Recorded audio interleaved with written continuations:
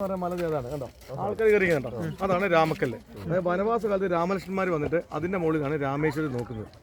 രാമന്റെ കാൽസ്പർശം ഏറ്റുകൊണ്ടാണ് ഈ സ്ഥലത്തിന് രാമക്കൽമേട് എന്ന പേര് വേണം. കാരണം നമ്മൾ നിൽക്കുന്ന 3500 ഹൈറ്റിലായി നിൽക്കുന്നത്. താഴെ കണ്ടൊരു വൈറ്റ് കളർ കെട്ടിടം കണ്ടോ, അതൊരു അമ്പലമാണ്. അമ്പലം ആ അമ്പലത്തിന്റെ പ്രത്യേകത 16ാം നൂറ്റാണ്ടിൽ പറഞ്ഞുള്ള അമ്പലമാണ്. അത് കന്നിമാസത്തിൽ 5 ശനിയാഴ്ച അമ്പലം തുറക്കുള്ളൂ. അനന്തശയനമുണ്ട് പ്രതിഷ്ഠ. നമ്മുടെ ജമീന്ദാർമാരെയൊക്കെ അറിയാം, ജമീന്ദാർ സിസ്റ്റം ഒക്കെ ഇടുന്നു. അവരുണ്ടല്ലാണ് അമ്പലം. ഈ അമ്പലത്തിന് അവിടുന്ന് മലയുടെ ബായ്ക്ക് നിങ്ങൾ വഴിയിൽ നിന്ന് അവിടെ ഒരു അമ്പലമുണ്ട്, അങ്ങോട്ട് നടന്നു വരുന്ന ഒരു വഴിയുണ്ട്. നമ്മുടെ ഇളയരാജയൊക്കെ മ്യൂസിക് ഡയറക്ടർ അതൊക്കെ വേണ്ടി രാമക്കൽ വേണ്ടി നടന്നു വന്നിട്ടാണ്. അപ്പോൾ ഇപ്പോൾ തന്നെ റോഡിൻ്റെ ഇരുവശം നിൽക്കുന്നുണ്ടോ, ഇവിടെ ചെറിയ പുല്ല് കണ്ടോ, അതെല്ലാം വലിയ തെങ്ങാണ്. ഇപ്പോൾ ക്രിസ്മസ് ട്രീ പോലെ പുട്ടമരങ്ങളിലേക്ക് കണ്ടോ, ക്യാരറ്റ്, വെണ്ട, നിലക്കടലേക്കാണ്. അതോടൊപ്പം തന്നെ മെറൂൺ കളർ റോസുകൾ കണ്ടോ, അതെല്ലാം നില ഉഴുതാണ്. ഇവിടെ ഒരു മലയിൽ ഒരു പാറയും മലയൊക്കെ നിൽക്കുന്നത് ചെറിയ കൂടുതൽ സ്ഥലം.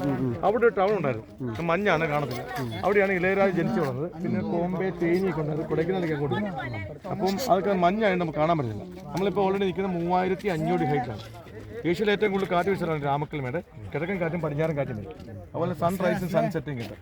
പിന്നെ നമ്മൾ ഇനി പോകുന്നത് അവിടെയാണ്, കുറവനും കുർത്തി. ഇടുക്കി ഡാമിൻ്റെ 2 മലകളാണ് കുറവനും കുർത്തി. അതിൻ്റെ കൂടെ തന്നെ ഒരു വാച്ച് ടവർ ഉണ്ട്, മലമ്പുഴ.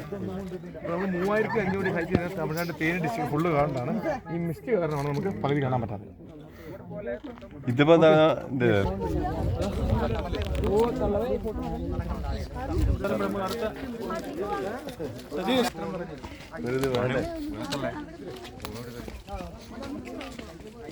ആളെ കൊണ്ട് പോലെ